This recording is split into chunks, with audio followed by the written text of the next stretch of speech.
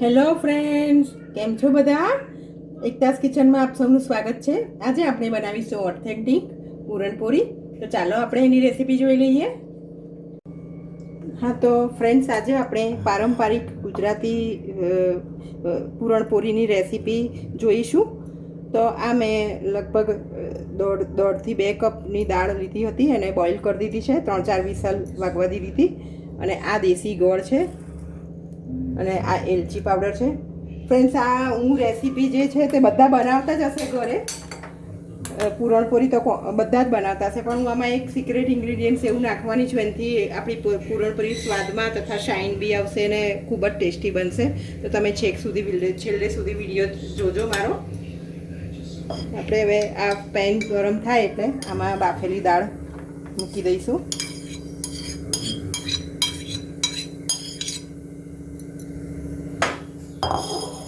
પછી આમાં થોડો જે ટેસ્ટ પ્રમાણે તમારી ક્વોન્ટિટી હોય એ પ્રમાણે ગોળ એડ કરવાનો છે. કોઈને ખાંડ બી નાખવી હોય, ખાંડ અને ગોળ મિક્સ કરીને તે પણ કરી શકે છે, પણ હું લગભગ મારા ઘરમાં બધા ખાંડ બહુ ઓછી પ્રિફર કરે છે, એટલે હું ગોળની જ બનાવું છું. આ દેશી ગોળ છે.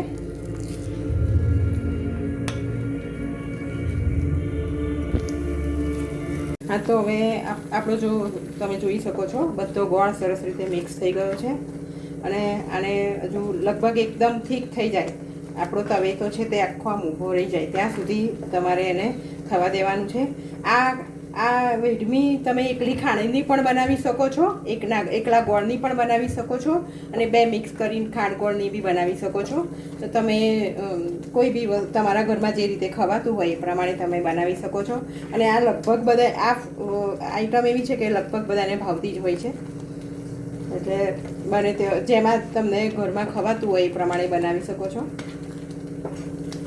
હા તો હવે તમે જોઈ શકો છો, આપણે ગોળનું પાણી બધું બળી ગયું છે અને આપણું સ્ટફિંગ ઠીક થઈ ગયું છે. હવે આપણે આમાં એલચી પાવડર નાખીશું અને જે હું સિક્રેટ ઇન્ગ્રીડિયન્ટ્સ કહેતી હતી તે દેશી ઘી નાખવાથી અને શાઇન બી સરસ આવશે, એનું સ્ટ્રક્ચર બહુ ફાઇન બનશે અને ટેસ્ટમાં બી બેસ્ટ રહેશે. ખૂબ જ ટેસ્ટી બને છે. આ નાખ્યા પછી તમે જરૂરથી ટ્રાય કરજો અને મને જણાવજો કે કેવું બની. હવે આને 5 મિનિટ ગેસ પર રવા દઈને પછી ઠંડુ થવા મૂકી દઈશું સ્ટફિંગ આપણે. હા તો આપણું હવે પૂરણ ઠંડુ પણ થઈ ગયું છે. પંખા નીચે મૂક્યું હતું અડધો કલાક માટે. હવે આપણે આ લોટ બાંધેલો છે, એમાં થોડુંક મોઈન, મુઠ્ઠી પડતું મોઈન લઈને લોટ બાંધવાનો છે. એકદમ ઢીલો, રોટલી બનાવીએ ને એનાથી બી થોડોક ઢીલો હશે તો ચાલશે, એવું બાંધવાનું છે. પછી આને થોડીક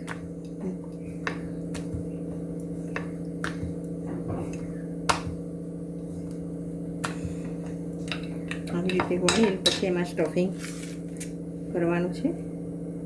આપણે જે સ્ટફિંગ બનાવ્યું હતું તે, અને પછી એને આવી રીતે ગોળ કવર કરી દેવાનું છે.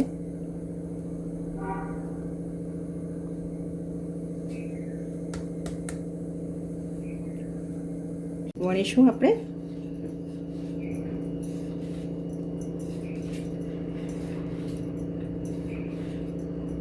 વચ્ચેની આ સાઈડ વણવાની જ નથી, વચ્ચે જે આપણે જે લોટ ભેગો કર્યો છે તે જ વણવાનો છે ખાલી. આપોઆપ સાઈડની તો વણાયા કરશે.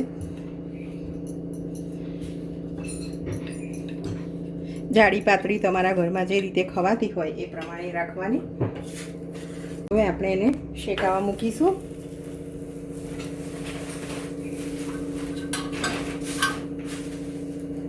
હા તો વ્યુઅર્સ, તમે જોઈ શકો છો આપણી પૂરણપોળી તૈયાર છે. કેટલી યમ્મી ને એકદમ સોફ્ટ બની છે, તમે જોઈ શકો છો. જો એકદમ સરસ. અને આ દેશી ઘી છે, એમાં બોળીને ખાવાની ખૂબ જ ટેસ્ટી લાગે છે. વાવ!